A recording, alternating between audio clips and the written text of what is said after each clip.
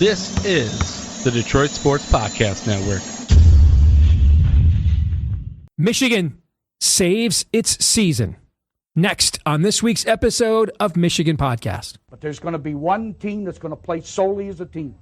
No man is more important than the team. No coach is more important than the team.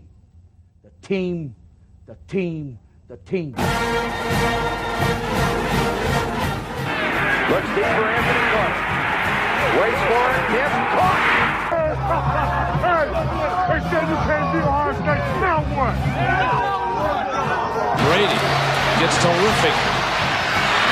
Throws it, and a touchdown, Knight again. Schultz just before Brazil got him, and a leaping interception by Woodson. Harbaugh back to throw over the middle. Caught by Sullivan at the 5 on his feet. Touchdown, Michigan. On its way. It's good. He's 5'7", 179 pounds, a junior at Michigan. But Jamie Morris packs a wallop, and he delivers for Bo Schembechler. And here's your first play. Pressure coming. Sack. It is Glenn Steele, number 81, who fought his way through the traffic. Option. And Robinson calls his own number, and he's going to score. Oh, an easy touchdown for Robinson and Michigan.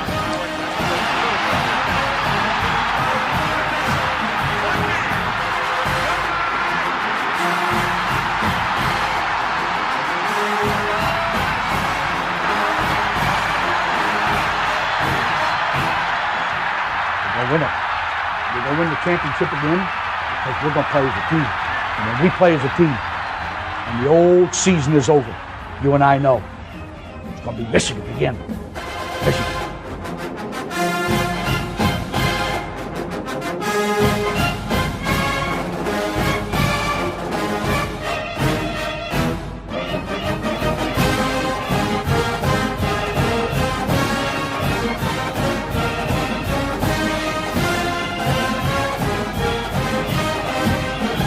Go Blue, I'm Steve Deace, and welcome to this week's episode of Michigan Podcast. And I thought one of two things were going to happen on Saturday. Either Washington was going to win or Michigan was going to win convincingly. I didn't think this would be some kind of Michigan pulls the game out in the end or has to hold on for dear life.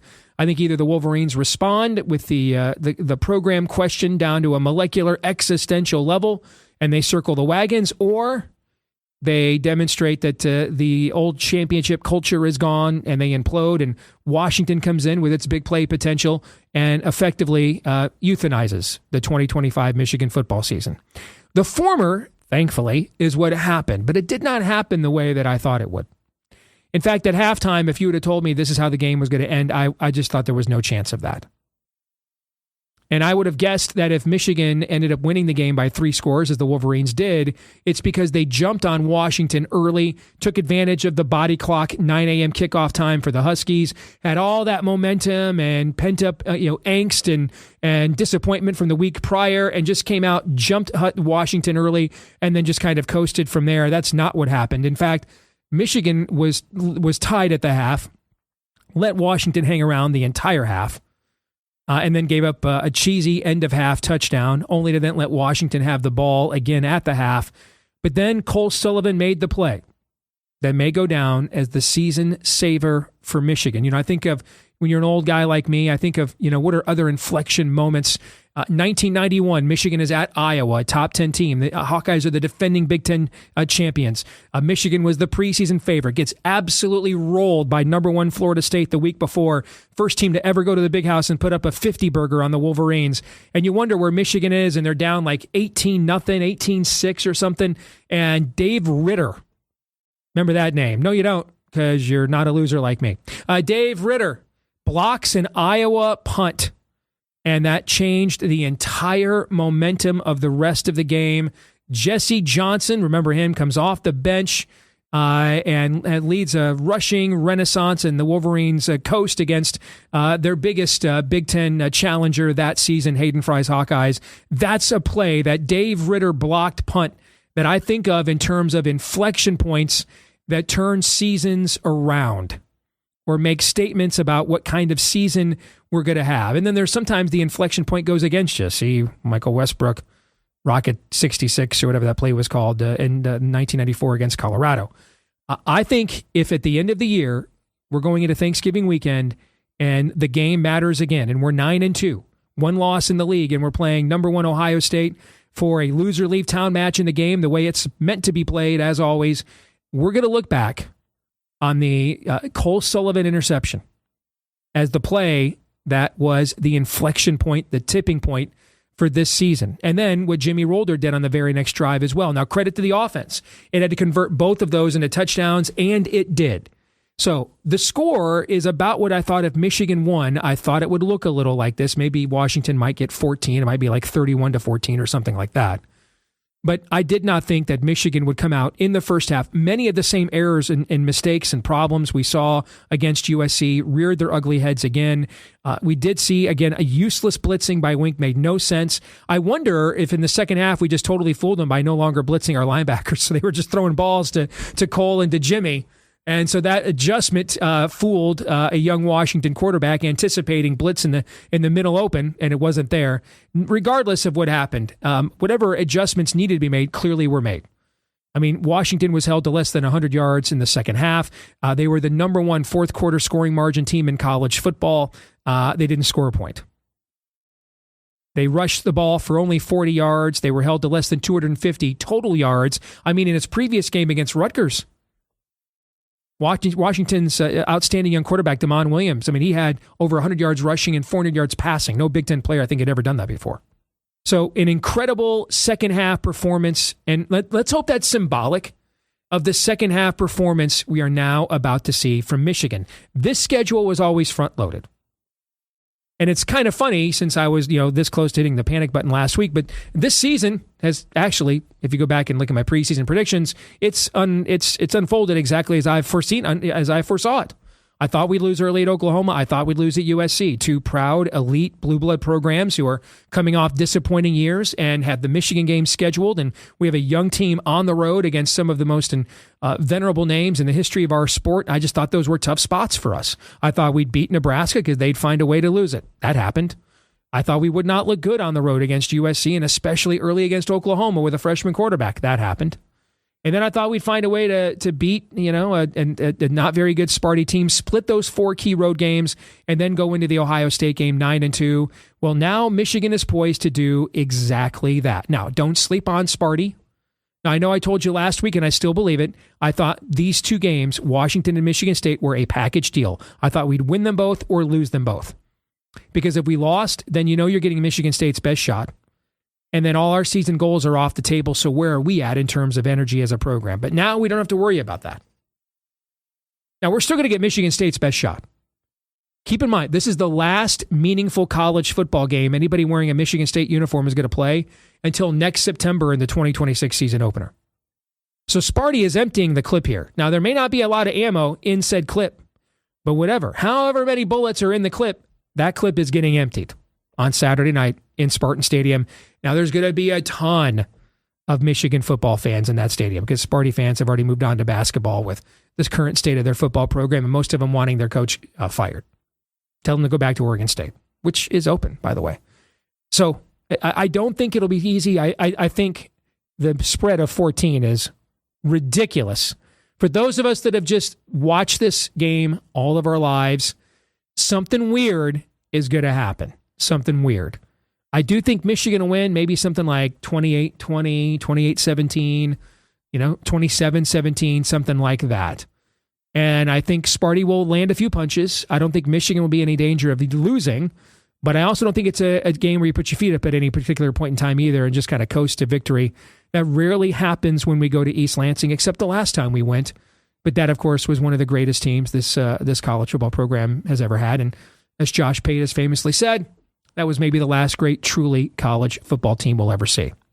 So, season is saved, but now it's about getting to that game at the end of the year with everything on the line, and that means winning the next 4, and that starts Saturday night in East Lansing. Folks, The best way to support us here at Michigan Podcast is to do so via our Patreon page, patreon.com/Michigan Podcast. We are posting picks there year round, whether it's Major League Baseball, whether it's college basketball, whether it's the NFL, and of course, college football. Our win total best bets, you would have gotten those, for example, before the market moved. About half the books in the last few days moved on Texas under 10.5 down to 9.5. If you were following us on Patreon when we posted that, you would have gotten that before that number moved, right? So we give you all kinds of great data and picks, PGA major picks as well. We've cashed 8 of the last 11 majors in professional golf. So if you want to support us on our Patreon page, it's just $10 a month there at patreon.com/Michigan Podcast. That's right, just $10 a month. Patreon.com/Michigan Podcast. That's patreon.com/Michigan Podcast. And thank you so very much if you're one of our supporters already. Absolutely. All right, here we go. Ready?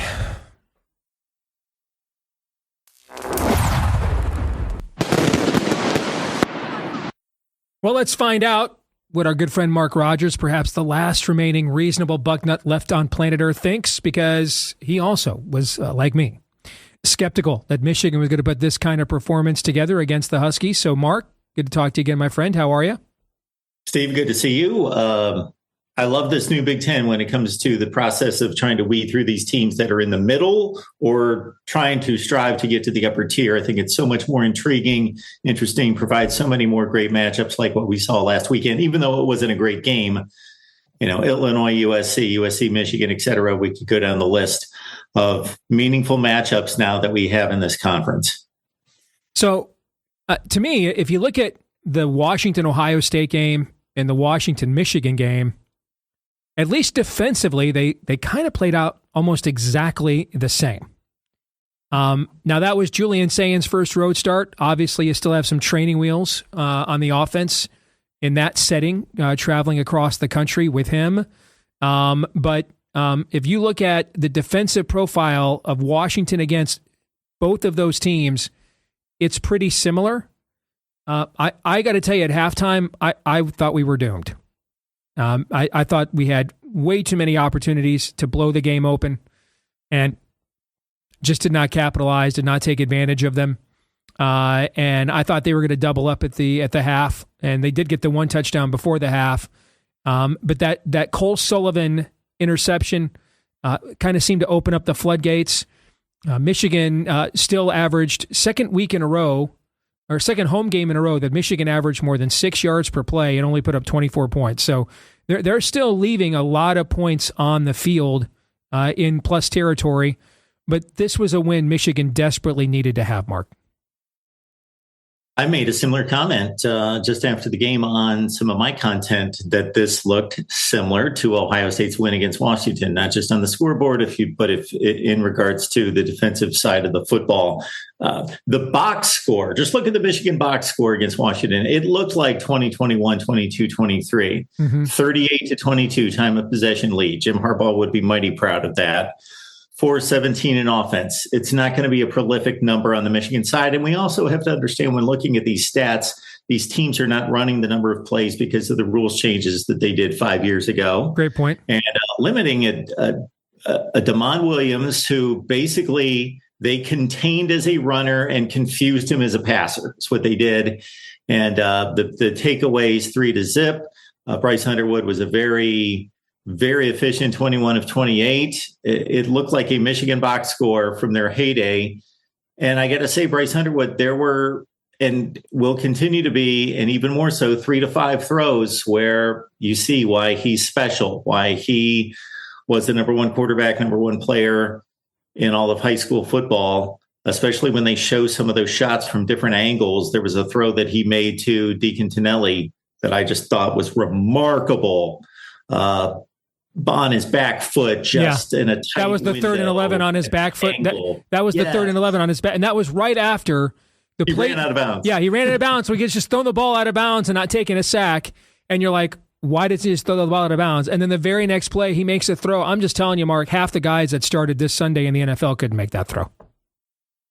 Yeah, and he made a few others, but that was the one that stood out to me. And when you got to see it from behind the offense, I thought, my goodness, this guy, he's special.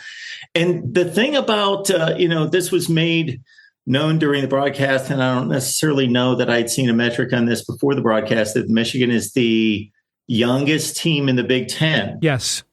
Maybe you have mentioned that on here to me, and that was emphasized when Evan Lake had to leave the game, and you bring in a redshirt freshman who has to fill in for him, and these teams grow up quicker than they used to. You don't have to wait for them to be juniors and seniors. Guys are much different players in week 10 than they were in week 1 or 2. So this is a evolving situation for this conference and for this team. Yeah, it's a good way of putting it. I like the terminology evolving situation. And we're watching, and I know people are talking about this in terms of the paying of the players and the player empowerment era, whatever you want to call it, that you're watching the professionalization of college football. But there's more subtle ways that this is becoming more like the NFL as well, Mark. And you know, you're talking about a league in the NFL, 1/3 of every roster turns over on average every year, even of the best teams, because of free agency and the salary cap. The league has averaged, since its current divisional alignment was installed in 1990, it has averaged 5 new playoff teams per year, right? And what you tend to see is you have a venerable franchise like the Steelers, who have kind of a winning record every year. The Ravens, not this year because of injuries, but kind of have a winning record every year. There's a couple of those franchises. Then you have another couple franchises that have, the right quarterback and coach mechanism, the Chiefs, and they become a dynasty. The Eagles right now. And, my Lions are trying to break into that group now with Goff and Dan Campbell.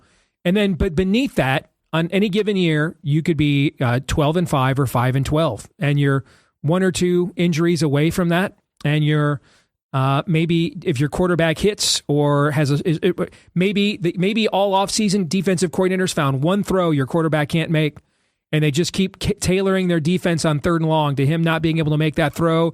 And in 1 year, he looks like Sam Darnold last year, or he looks like Sam Darnold 3 years ago, and you just don't know. Right? There's that level of randomness. And we're looking at an era right now where if the season ended today, Vanderbilt, Indiana, Virginia would all have, Georgia Tech would all have legit chances at going into the postseason and or making the college football playoff. And I think that we're going to have to get used to this level of uncertainty in the sport. You're going to see more zigzagging, zigzagging, I should say. So Illinois beats USC at a 9 a.m. Eastern, or 9 a.m. Pacific, body clock. Michigan then goes out to USC, plays them on their field, travels west and looks like a JV team. Comes back, plays Washington at 9 a.m. and looks like a completely different program. This week, Illinois has got to go out, and play Washington. These are the things you look at when you're handicapping the NFL. We've never really, we've looked at like sandwich spots or letdown spots, but on a week-to-week basis, 4 years ago, there's no way Georgia has to beat Ole Miss with 43 points. It's scoring 43 points because it's that much better than Ole Miss. And I just think we're going to have to get used to the randomness of how college football is going to operate now moving forward. I also think, though, Steve, that the format change, the structural changes have created a difference in perception. So if we still had a 14 playoff, would it be that topsy-turvy?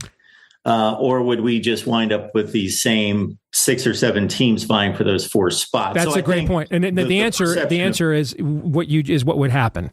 We'd still have it. The tiering would still be what it was before. It's just those teams are way outspending to retain their rosters, because guys are fine playing 2nd or 3rd string at Alabama, Ohio State now, because they're in the playoff tier. Now, though, they can go to Vanderbilt and they're in the playoff tier now, Mark.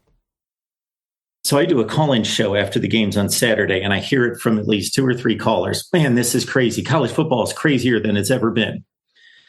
I understand it seems like that in the recency bias perspective, but I look at the number of upsets involving power conference teams, and I keep a list. And Steve, it's like clockwork, and it has been for a decade. 4 to 5 upsets every week involving power conference teams, and it hasn't changed. So I do agree that in the consolidation of the leagues, obviously, we had a league 3 years ago where Penn State, Michigan, Michigan, Ohio State, and Michigan, Penn State decided the conference for the last. Now, hold on. years. Are you doing those upsets by point spread or by ranking? Because Georgia Tech was an underdog, right? Okay. Vanderbilt was favored over LSU, right? First time they'd been favored over. The database that we have on betting odds goes back to about 1978. It's the first time in that entire database we have Vanderbilt, as a favorite over a top 10 team, for example, right? So, okay, that matters too, how you're doing it. Are you doing it by rankings or by point spread? But go ahead. I'm sorry. Yeah. And then just to take it toward the Big Ten, like we used to look at the calendar of the Big Ten. And of course, this is just the last 5 years since Michigan State's dropped off and Wisconsin and Penn State has emerged, that we had 3 games to look at. And we knew that the winner of those 3 games would then beat up Iowa or whomever came out of the West. And it was such a cut and dry situation every year in the Big Ten versus now. Again, what I alluded to at the beginning, I think these matchups and these games are fascinating between the middle to upper portion of the Big Ten to see who's going to claim that 4th spot, or maybe a 5th, but probably just a 4th out of the Big Ten. And Michigan's obviously in a good place with 2 losses, but 1 outside the conference, still playing for a conference championship bid, although they're not playing the right teams to get there. But to get to that magical 10-2 record. I think at this point, given how big the Big Ten is, and how good the top of it is now in terms of brand power and spending power, for me, if we're going into the Ohio State game, regardless if the record's 11-1 or 10-1, 9-2, whatever it is, if we're going into the Ohio State game and essentially if we win, we play ourselves either into the Big Ten championship game and or a college football at-large berth, that's essentially what the goal of every season is to get to that game, and that's what's on the line. When you're looking at depth situations now, and I wonder, we all, and I was leading the charge on this, we were at an inflection point with this program if you lose that game. Because you have a young team, you're out of the playoff hunt. Can you keep motivating? And what's your record at the end of the year? Now, though, do we blow it out of proportion because they won that game, Mark? Or now that they won the game, is it just as simple as they're the youngest team in the Big Ten? Their best players on offense are an 18-year-old, and he just turned 18 like 2 days before the season started. A running back who's been on campus for half a year and he's banged up. A wide receiver who's been on campus for half a year and didn't play any football last year, and a true freshman wide receiver. And when those are your best players on offense and you go on the road and you have a front-loaded schedule, and so these guys are all playing road games for the first time in their lives, and they're not playing in Evanston, Illinois. They're playing in Norman. They're playing at USC. They just are going to have meltdowns. You're asking too much of guys with that level of youth in those kinds of spots. And now that the schedule, the easy, quote-unquote easy part, is backloaded, it won't look the way maybe people thought a month ago, but in the end, Michigan's going to probably be 9-2 heading into the Ohio State game like almost everybody probably predicted at the start of the year, because the dynamics of everything we saw going into the year really are the same, are exactly what we thought was going to happen, and we're prisoners of the moment. So which is it? Well, I'd tend to agree with all that. And then just to build on your point and go back to an SEC example, that if you take even to the top end of the Georgias and Texas and Ole Misses, and then bring it all the way down to the Mississippi States and the Kentuckys in that league, there was some ridiculous list of games that I put together a couple weeks ago that is still holding true. Auburn's 0-4 right now, that all of those teams are playing exclusively all games against each other that are 1-score games, like 10 of them, 12 of those teams are playing 1-score games. So apply that to Michigan. Yeah, with all the factors that you put into it, I'm impressed with this tight end position. You go down to your 4th tight end, and this guy looks like a player, this Deacon Tonelli guy, Zach Marshall. And that's you're going to get the unpredictability. Lou Holtz made the famous comment decades ago, and it. Although you're coaching a different team every week in college football, team shows up, every week. Absolutely, that's going to make handicapping this sport harder than ever before, man. Unless you're you. I mean, you seem to be. You're literally the one person. I follow a bunch of the pro handicappers. They're getting destroyed. All right, so. You seem to be the one person, brother, who has this thing figured out.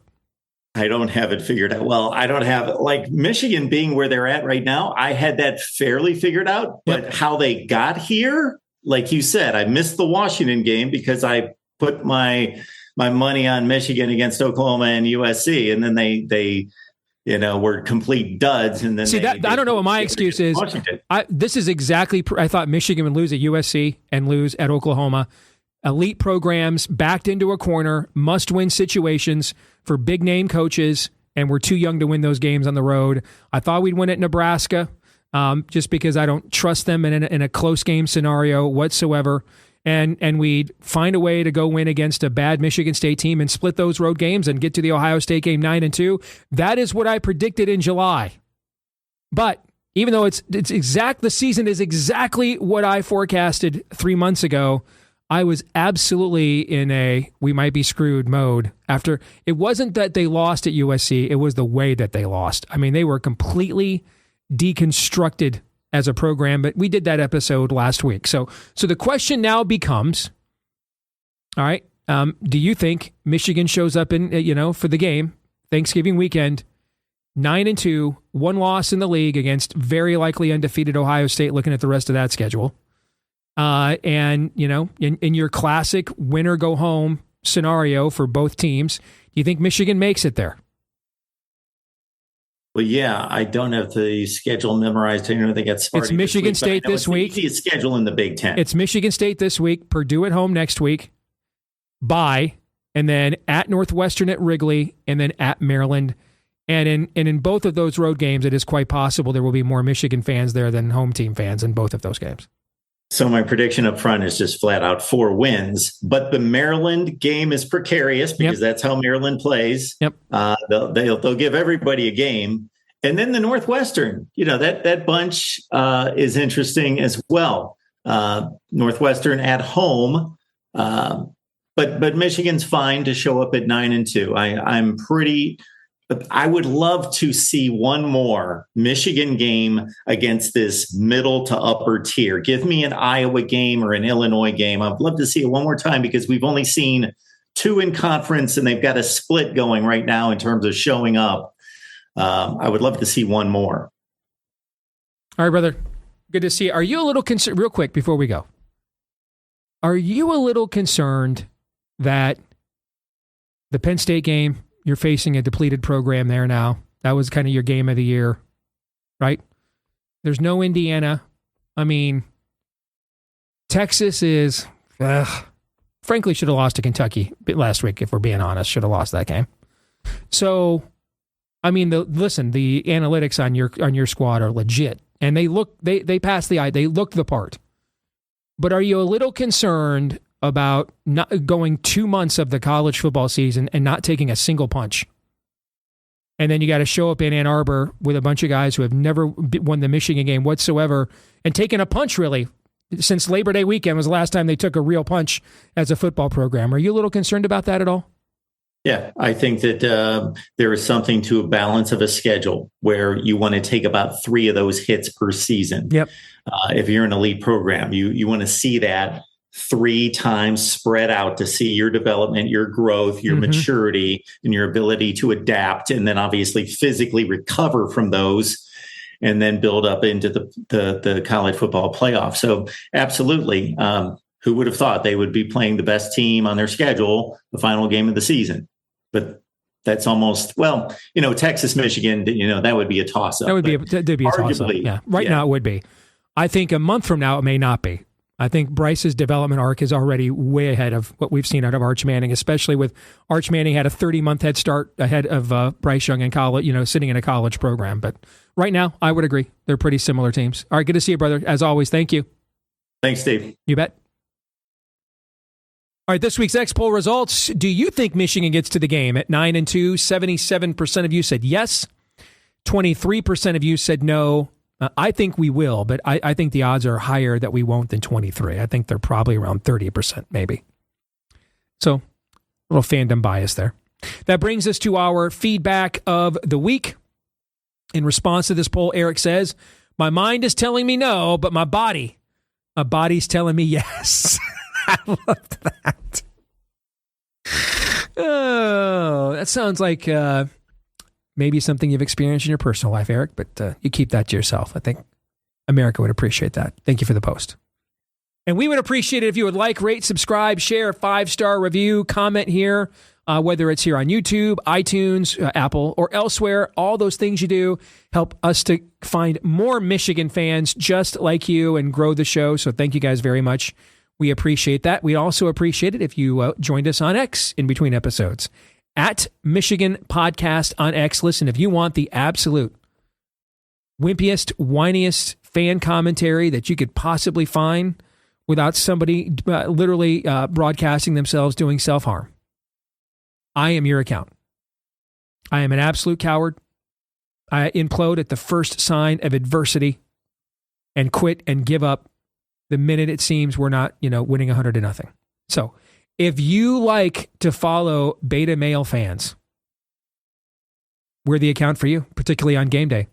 At Michigan Podcast on X. Again, that's at Michigan Podcast on X. I love when you guys come at me and say that I'm a complete and total coward. And I'm like, it's true. So, I'm self-aware. I know.